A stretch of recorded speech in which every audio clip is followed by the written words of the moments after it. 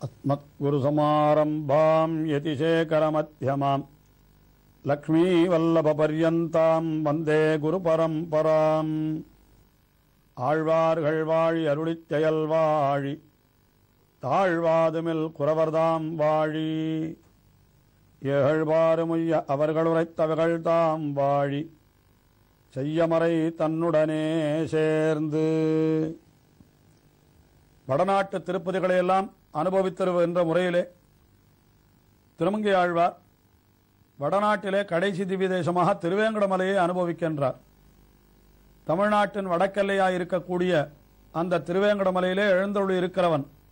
அந்த எம்பெருமானுடைய திருநாமமே வேங்கடன், வேங்கடேசன் என்பது. வேம் என்றால் பாவங்களை, கடதி என்றால் போக்குகிறான் என்று இதுதான் அந்த திருநாமத்திற்கே பொருள். ஆகையினாலே தாம் செய்திருக்கிற பாபங்களை எல்லாம் அந்த திருவேங்கடமுடையானிடத்திலே விண்ணப்பித்துக் கொண்டு அந்த பாபங்களை எல்லாம் மன்னித்து நீ என்னை ஏற்றுக்கொள்ள வேண்டும் என்று இப்படி பாசுரங்களிலே எல்லாம் அருளி செய்து கொண்டு வந்தார். அதாவது நான் உறவினர்களிடையே பற்று வைத்தேன், இன்னும் பெண்களிடத்திலே விலை மாதர்களிடத்திலே நான் என்னுடைய மயக்கத்தை கொண்டிருந்தேன் என்றெல்லாம் செய்தவர், அருளி செய்து கொண்டே வந்தவர். நான் எத்தனை குலத்திலே பிறந்தேன், ஆனாலும் எனக்கு நன்மை என்பதை நான் ஒரு குலத்திலேயும் ஒரு பிறவியிலேயும் நான் தேடிக்கொள்ளவில்லை என்று சொன்னார். அப்பொழுது அந்த பிறவிகளிலெல்லாம் நீர் என்னதான் செய்தீர்? எல்லா குலத்திலும் பிறந்தேன் என்று சொன்னீர், நலந்தான் ஒன்றுமில்லேன் என்று சொன்னீரே, அப்பொழுது நீர் என்னதான் செய்தீர் அப்பிறவிகளிலே? என்னால் அதை 5வது பாசுரத்திலே தெரிவிக்கிறார். எப்பாவம் பலவம் இவையே இழைத்தொழிந்தேன் துப்பானின் அடியே தொடர்ந்தே தவம் கேட்கின்றேன் செப்பார்த்தின் வரசு திருவேங்கடமானை என்னப்பா வந்தடைந்தேன் அடியேனையாட். எப்பாவும் பலவும், எப்பான்னாலுன்னா எப்பேற்பட்ட ஒரு செயல் இருந்தால் அது என்னால் செய்யப்படாமல் இருக்கவே இருக்காது. அதாவது எல்லா பாவத்தையும் நான் செய்து விட்டேன் என்கிறார். நான் விட்டு வைக்காத பாவமே கிடையாது. யாராவது புதிதாக பாவம் செய்ய வேண்டும் என்றால் கூட என்னிடத்திலே வந்து கேட்டுக்கொள்ள வேண்டும், இன்னும் என்னென்ன பாவங்கள் இருக்கிறது என்று அப்படி சொல்லும்படியாக எப்பாவம் பலவும் இவையே செய்து என்றால் பாவத்தை தவிர மறந்தும் கூட தப்பித்தவறி என்னையும் அறியாமல் கூட நான் புண்ணிய செயல்களை செய்ததே கிடையாது. இவையே செய்து என்கிறார். இப்படி செய்து செய்து செய்து என்ன ஆகித்து? இளைத்தொழிந்தேன், நான் இளைத்து போய்விட்டேன், இதற்கு மேல் எனக்கு மீளுவதற்கு வழியே இல்லை என்று அப்படி சக்தியெல்லாம் எனக்கு போய்விட்டது என்றார். சரி, உமக்கு சக்தி இல்லை என்றால் என்ன? சக்தி இருக்கிற ஒருத்தனை பற்ற வேண்டியதுதானே. ஆழ்வார், பொய்கை ஆழ்வார் காட்டி இருக்கிறார், அரியது எளிதாகும் எப்பொழுது ஆத்தலால் மாற்றி பெருக முயல்வாரை பெற்றால் என்று. ஒருத்தன் தனக்கு சில காரியங்கள் அரிதாயிருந்தாலும் கூட அதை எளியதாக நிறைவேற்றுபவன் இருந்தால் அவனை பற்றிவிட்டால் எல்லாம் கிடைக்குமே. அப்படி ஒருத்தன் இல்லையா, உமக்கு கிடைக்கவில்லையா? ஏன் நானே இருக்கிறேனே என்று எம்பெருமான் தன்னையே காட்டி கொடுத்தானாம். உடனே அந்த எம்பெருமானை பார்த்து சொல்லுகிறார், துப்பாகா நின்னடியே தொடர்ந்து ஏத்தவும் கிற்கின்றிலேன். துப்பா என்றால் துப்பு, துப்பு என்றால் சாமர்த்தியம். துப்பு என்கிறதுக்கு சாமர்த்தியம். இன்றைக்கும் கூட நாம் சாமர்த்தியம் இல்லாதவனை சொல்லுகிற பொழுது துப்பில்லாதவன் என்று சொல்லுகின்றோம். ஆக துப்பு உள்ளவன் என்றால் யார் என்றால் உண்மையான சாமர்த்தியம். எப்பேற்பட்ட பாவத்திலிருந்தும் ஒருத்தனை கரையேற்றுகின்ற சாமர்த்தியம் என்பது எம்பெருமான் திருமன் நாராயணன் ஒருவனுக்குத்தான் உண்டு.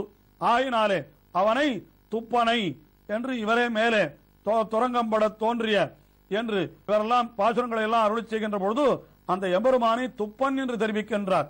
பெரியாழ்வாரும் கூட ஏற்கனவே தெரிவித்திருக்கிறார், துப்புடையாரை அடைவதெல்லாம் சோர்விடத்து துணையாவர் என்று. சோர்விடத்திலே துணையாய் இருப்பவனார் என்றால் துப்பு உடையவன் தான். ஆனால் நானோ எப்பாவம் செய்து இழைத்து ஒழிந்தேன், ஆனாலும் துப்புடையவனான உன்னை தொடர்ந்து ஏத்தவன் கேட்கின்றேன், தொடர்ந்து துதிப்பதற்கும் கூட வல்லமை அல்லவனாய் நான் அந்த காலத்தையும் வீணே கழித்து விட்டேன் என்கிறார். மண்ணாய் நீரறிகால் மஞ்சுளாவும் ஆகாசமுமாம் உண்ணாரா கதன்னொள் புலம்பித் தளர்ந்தைத் தொழிந்தேன் இன்னார் நீள் சிகர பிறையா திருவேங்கடவா அண்ணா வந்தடைந்தேன் அடியேனையாட்கொண்டருளே. மண்ணாய் நீர் எரிகால் என்றால் பஞ்சபூதங்கள். மண், நீர் என்ற ஜலம், எரி என்பது நெருப்பு, கால் என்கிறது காத்து, மஞ்சு உலாவும் ஆகாசம் என்னால் மேகங்கள் எல்லாம், மஞ்சு என்னால் மேகங்கள், மேகங்கள் எல்லாம் தவிழ்ந்து செல்லக்கூடிய ஆகாசம் என்று 5 பூதங்களை தெரிவித்தார். இந்த பஞ்சபூதங்களாலே ஆனதுதான் இந்த உடல்.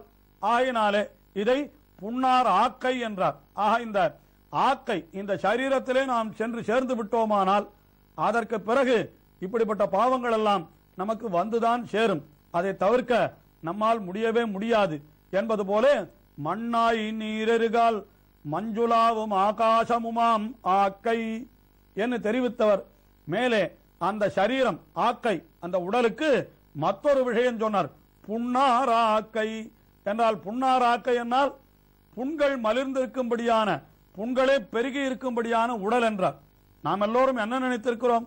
உடலிலே ஏதோ ஒரு இடத்திலே நமக்கு ஒரு தீங்கு ஏற்பட்டால், காயம் ஏற்பட்டால் அதை நாம் புண் என்று சொல்லுகிறோம். ஆனால் உண்மையாக அதல்ல, உடலே ஒரு புண் என்கிறார் இந்த பாசுரத்திலே. அதைத்தான் நம்மாழ்வாரும் கூட என்ன தெரிவித்தார்னா, பல செய்வனை வன்கையித்தால் திண்ணம் அழுந்த கட்டி புண்ணை மறைய வரிந்தாய் என்று இந்த புண்ணாயிருக்கக்கூடிய சரீரத்தை இப்படி தோளாலே என்றோ மூடி வைத்திருக்கிறாய் என்று நம்மாழ்வாரும் தெரிவித்தார். அதைத்தான் இங்கே திருமங்கை ஆழ்வார் தெரிவிக்கிறார் என்று கொள்ளலாம். மாறன் பணித்த தமிழ் மறைக்கு 6 அங்கங்கூற அவதரித்தவர் அல்லவா? அதனால என்ன தெரிவிக்கிறார்? புன்னார் ஆக்கை தன்னுள் என்று புண்ணே ஆர்ந்திருக்கும்படியான இந்த உடலுக்குள்ளே நான் புகுந்து என்ன ஆயிற்று? புலம்பி தளர்ந்து எய்த்து ஒழிந்தேன் என்று, ஐயோ இப்படிப்பட்ட நிலைமை எனக்கு ஏற்பட்டு விட்டதே என்று நான் புலம்பினேன், அப்படியே தளர்ந்தேன், அதற்கு மேலே இழைத்து போனேன், எய்த்து ஒழிந்தேன், அழியக்கூடிய நிலைமையே எனக்கு ஏற்பட்டு விட்டது. இத்தனைக்கும் எது காரணம் என்றால் இந்த புன்னார் ஆக்கையிலே நான் சேர்ந்ததுதான். போய் நின்ற ஞானம், பொல்லா ஒழுக்கு, அழுக்கு உடம்பு என்று நம்மாழ்வார் அருளி செய்தாரே, அப்படி இந்த கீழே சொன்ன பாவங்கள் அத்தனைக்கும் மூல காரணமாயிருப்பது எது என்றால் இந்த பிரகிருதி சம்பந்தம், இந்த உலக தொடர்பு, அதாவது இந்த உடலோடு ஏற்படுகிற தொடர்பு. அதைத்தான் ஆழ்வார் இந்த பாசுரத்திலே புன்னார் ஆக்கை தன்னுள் புலம்பித் தளர்ந்து எய்த்தொழிந்தேன் விண்ணாறு நீள் சிகர விரையாறு திருவேங்கடவா என்றார். விண்ணார் நீள் சிகரம் என்றால் ஆகாசத்தை அளவுகின்ற பெரிய சிகர மாடங்கள், அந்த சிகரங்கள் எல்லாம் உடைய அந்த திருவேங்கட மலையிலே எழுந்தருள் இருக்கிறவனே, அண்ணா வந்தடைந்தேன். அண்ணா என்னால் எனக்கு தமையன் போலே என்று அப்படி சொல்லுவதாகவும் பொருள் கொள்ளலாம். அல்லது அண்ணா என்பதற்கு தலைவன் சுவாமி என்றும் ஒரு பொருள் உண்டாகினாலே அதை சொல்லுவதாகவும் கொள்ளலாம். ஆக இப்படி நான் எப்பாவும் பலவும் செய்து இழைத்து ஒழிந்தேன் என்று கீழ்ப்பாசுரத்திலே தெரிவித்தவர். அதற்கு மேலே அந்த எப்பாவும் பலவும் செய்ததற்கு அடிப்படை காரணம் என்ன என்றால் புன்னார் ஆக்கைதனுள் புலம்பித் தளர்ந்து எய்த்தொழிந்தேன் என்று, இப்படிப்பட்ட சரீரத்திலே சேர்ந்தபடியாலே என்றோ எனக்கு இப்படிப்பட்ட பாவங்கள் எல்லாம் வந்தது.